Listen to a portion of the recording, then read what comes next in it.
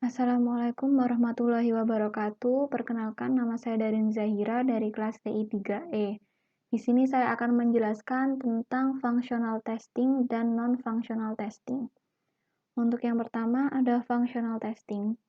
Apa itu functional testing? Functional testing adalah metode software testing yang digunakan untuk menguji perangkat lunak tanpa mengetahui struktur internal kode atau program. Pengujian ini dilakukan untuk memeriksa fungsi-fungsi yang terdapat di aplikasi software yang sedang dibangun agar seluruh fungsi aplikasi pada software sudah beroperasi sesuai dengan apa yang diharapkan. Contohnya fungsi button save, edit, atau delete. Sang penguji harus membuktikan bahwa record tersebut benar-benar berjalan sesuai fungsinya masing-masing. Functional testing ini juga melibatkan pemeriksaan aspek berupa antarmuka pengguna, API, kemudian basis data, keamanan, aplikasi server atau pengguna, dan fungsi-fungsi lain yang beroperasi dari aplikasi yang diuji. Functional testing ini dapat dilakukan secara manual atau secara langsung oleh manusia yang biasa disebut dengan tester. Juga dapat menggunakan sebuah software tester. Functional testing ini memiliki inti yaitu melakukan uji berdasarkan fungsi-fungsi pada aplikasi yang akan dibangun.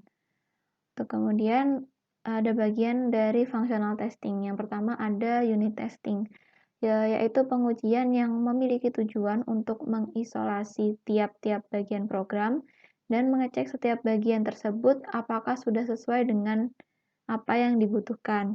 Kemudian yang kedua ada integration testing, yaitu pengujian yang bertujuan untuk membuat kombinasi dari bagian-bagian aplikasi demi menentukan apakah bagian tersebut bisa berjalan benar secara bersamaan. Kemudian yang ketiga ada system testing, pengujian yang dilakukan setelah sukses pada integration testing, dan pengujian ini dilakukan secara keseluruhan hingga ditentukan apakah sistem secara menyeluruh sudah sesuai dengan standar kualitas ataukah belum.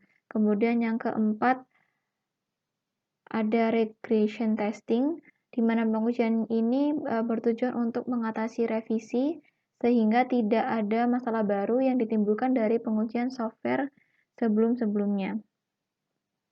Kemudian yang terakhir ada acceptance testing, yaitu pengujian yang memiliki hubungan dengan jaminan kualitas. Apa yang diuji di dalam functional testing? Terdapat 4 yang diuji, yaitu pertama fungsi-fungsi arus utama.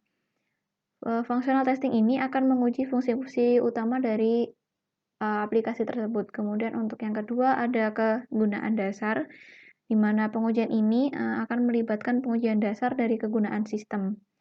Pengujian ini juga akan memeriksa apakah pengguna dapat dengan bebas mengakses melalui layar tanpa mengalami kesulitan.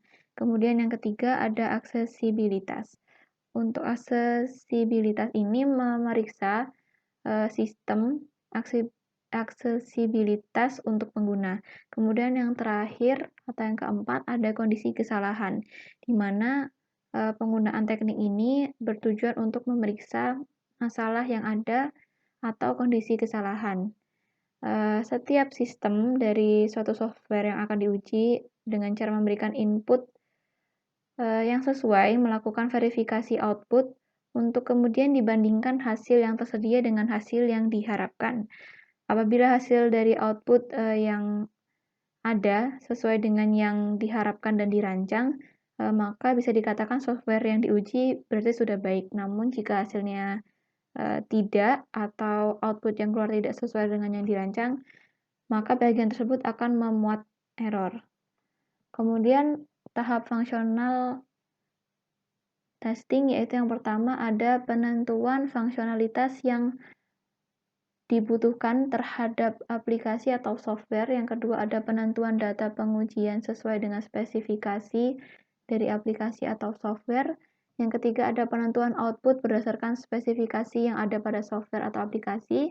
Kemudian yang empat, penulisan tahapan-tahapan tes dan eksekusi pengujian. Kemudian untuk yang terakhir, perbandingan antara hasil aktual dan hasil yang diharapkan berdasarkan rencana awal dilakukannya pengujian.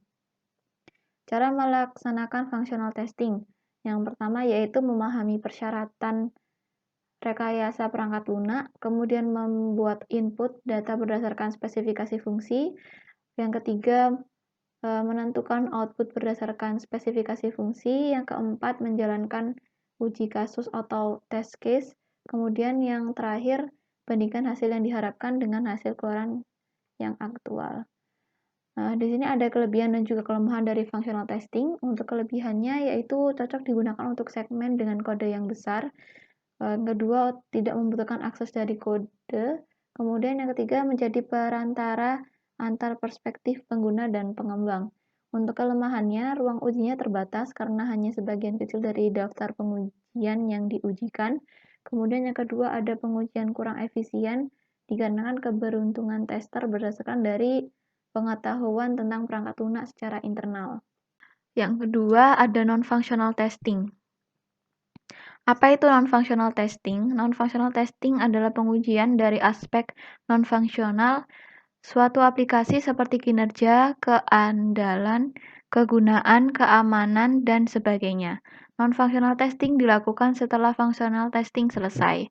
Non-functional testing yang mencakup performance testing seperti kecepatan, stabilitas, kapasitas, dan skalabilitas. Pengujian ini lebih mengarah ke standarisasi dan quality dari suatu produk. Jadi dengan menerapkan non-functional testing ini, kita dapat meningkatkan kualitas perangkat lunak hingga tingkat yang sangat tinggi. Sebenarnya functional testing juga meningkatkan kualitas, tetapi dengan non-functional testing ini kita mempunyai peluang untuk menjadikan perangkat lunak tersebut lebih baik. Biasanya non-functional testing ini dilakukan menggunakan tools tertentu. Hal ini disebabkan sulit untuk melakukan pengujian semacam ini secara manual. Kemudian untuk bagian-bagian dari non-functional testing, yang pertama ada documentation testing, kemudian ada installation testing, yang ketiga ada performance testing, kemudian yang keempat ada reliability testing, terus yang terakhir ada security testing. Untuk yang pertama, documentation testing. Documentation testing membantu memperkirakan upaya pengujian yang diperlukan dan menguji cakupannya. Dokumentasi perangkat lunak termasuk test plan, test case, dan bagian requirements. Berikut ini merupakan cakupan dalam melakukan documentation testing, yaitu yang pertama ada instruction. Untuk instruction ini, jika suatu aktivitas tertentu telah mempunyai instruksi yang spesifik, maka tester akan mulai membuat skenario tes untuk aktivitas tersebut. Kemudian yang kedua ada examples. Examples lebih menjelaskan tentang contoh langkah-langkah yang dilakukan agar menampilkan output yang diharapkan dan input apa saja yang dibutuhkan. Kemudian untuk message, ketika kita menemukan masalah, maka akan muncul error message, sehingga kita harus memverifikasi bahwa dokumentasi untuk pesan itu telah benar. Kemudian yang terakhir ada sampel. Sampel terkadang didokumentasikan untuk hal-hal seperti inisialisasi atau mengeset parameter file input. Kemudian yang kedua ada installation testing. Installation testing adalah suatu pengujian yang bertujuan untuk menginstal dan mengatur perangkat lunak baru dengan sukses. Proses pengujian dapat melibatkan proses install atau uninstall sepenuhnya atau sebagian atau upgrade. Kemudian yang ketiga ada performance testing. Performance testing adalah jenis pengujian perangkat lunak yang bertujuan untuk memastikan aplikasi akan bekerja dengan baik di bawah beban kerja yang diharapkan. Terdapat beberapa jenis dari performance testing. Yang pertama ada load testing, yaitu jenis performance testing yang dilakukan dengan tujuan untuk mengevaluasi perilaku dari sistem dengan kondisi peningkatan beban kerja. Kemudian untuk stress testing, yaitu jenis performance testing yang bertujuan untuk mengevaluasi perilaku sistem juga, tetapi dengan kondisi di luar batas beban kerja yang diantisipasi. Kemudian untuk yang ketiga ada endurance testing. Pada pengujian ini dilakukan untuk mengevaluasi perilaku sistem ketika beban kerja yang diberikan terus-menerus. Kemudian untuk spike testing dilakukan dengan tujuan untuk mengevaluasi perilaku sistem ketika beban tiba-tiba dan secara substansial meningkat. Kemudian yang keempat ada reliability testing. Reliability testing bertujuan untuk memastikan bahwa produk tersebut bebas dari kesalahan dan dapat diandalkan untuk tujuan yang dimaksud. Pengujian ini dilakukan dengan menjalankan aplikasi untuk menemukan kegagalan-kegagalan sebelum sistem dideploy. Terdapat beberapa jenisnya. Untuk yang pertama ada fitur testing, yaitu setiap fungsi dalam perangkat lunak harus dijalankan setidaknya 1 kali. Selain itu, interaksi antara 2 fungsi atau lebih harus dikurangi. Kemudian yang kedua ada regression testing, yaitu testing yang setiap kali ada fungsi baru ditambahkan atau fungsi lama dihapus dalam aplikasi, maka akan dipastikan bahwa tidak ada bug baru. Kemudian untuk yang load testing dilakukan untuk menguji apakah aplikasi mendukung beban yang diperlukan tanpa mengalami breakdown.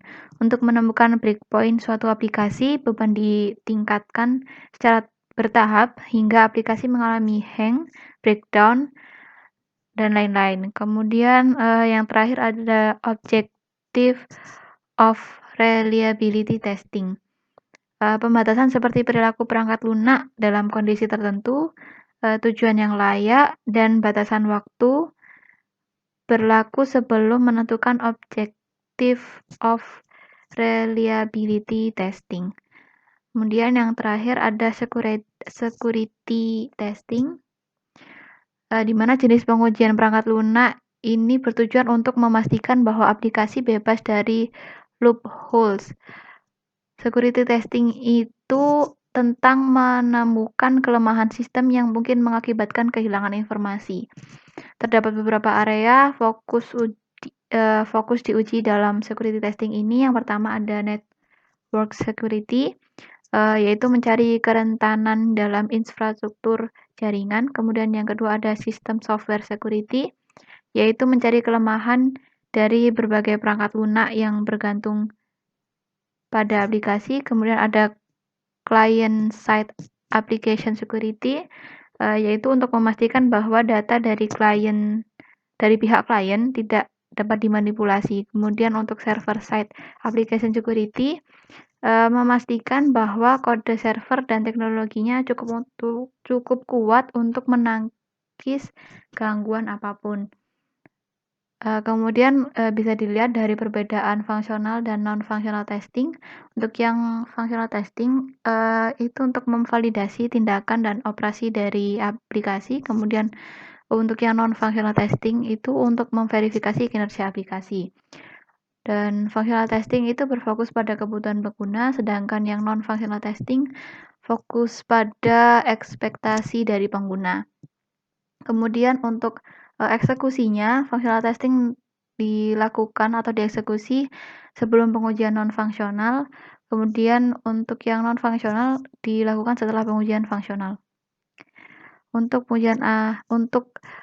functional testing menguji apa yang dilakukan produk, sedangkan untuk non-functional testing menjelaskan bagaimana produk itu bekerja. Untuk functional testing atau pengujian fungsional didasarkan pada kebutuhan bisnis, sedangkan untuk pengujian non-fungsional atau non-functional testing didasarkan pada persyaratan kinerja.